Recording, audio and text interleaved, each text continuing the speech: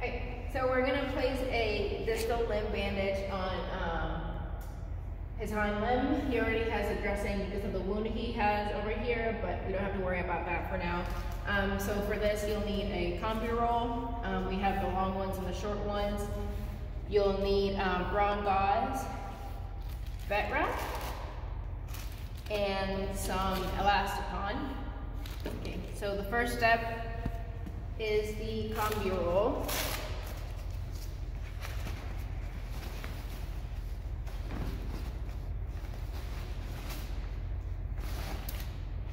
So you wanted to, of course, cover the area you're interested in. So in this case, is his whole fetlock. Keep it as straight as possible, and then just make sure you're applying even pressure the whole time throughout the whole bandage. This is the layer that provides some cushion, so if you don't have even pressure throughout, because it's hard going around the fetlock, it's not that big of a deal, but just try to keep it as straight as possible and as tight as possible. And the brown gauze, so this layer is important because this stuff doesn't have any give, so you have to apply it with even pressure, but not too much pressure that you're contracting any like tendons or anything like that. So I like to start kind of in the middle and just tight enough to keep the combi roll in place, but not super tight. And then you want to overlap each layer by like half the width of the brown gauze. Again, even pressure throughout the whole bandage, but not too much pressure that may damage the structures of the leg.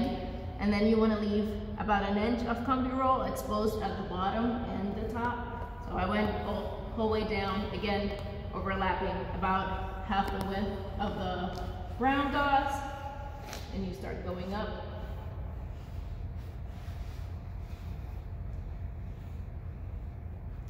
And again, leave about an inch of exposed combi roll.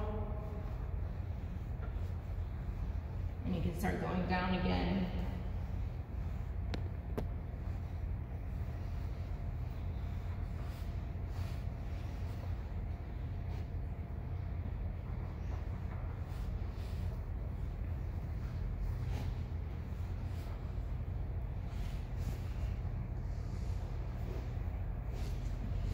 So next layer is the vet wrap. Same idea, overlapping about half an inch of the material when you're putting it on.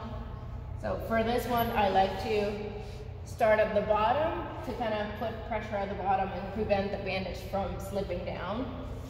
The first layer, I don't put it too tight just because I want the vet wrap to stick to itself, but then you can see the little ridges. You want to pull vet wrap, put enough tension, then those ridges go away. And then I do put a little bit of more pressure with the vet wrap, but if I'm pulling on the front of the bandage because I'm pulling against the bone and not against the tendons. And again, overlapping about half of the width of the material.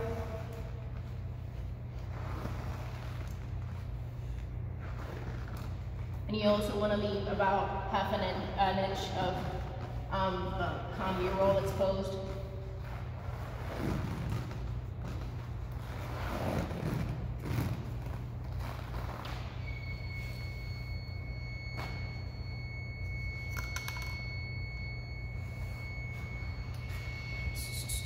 And lastly, the elasticon. So purpose of this is to kind of attach or stick the bandage to the leg. So we only put a layer here on the bottom of the bandage and a layer on top.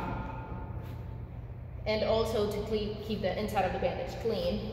So this is a bit like brown gauze, it doesn't have a lot of give. So you don't want to put any pressure in it. So we just place it over, making sure we're sticking both the leg and the bandage.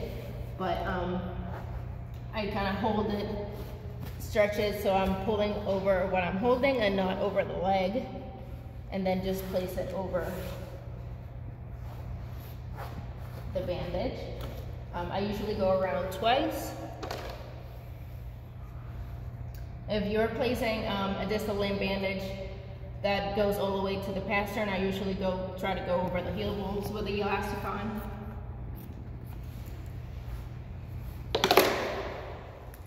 And same thing on the top part. I stretch it first and then just place it over the bandage without any pressure. And if I have to pull, I hold it in place just so I'm not pulling over the leg. And then just place it on top. And that is it.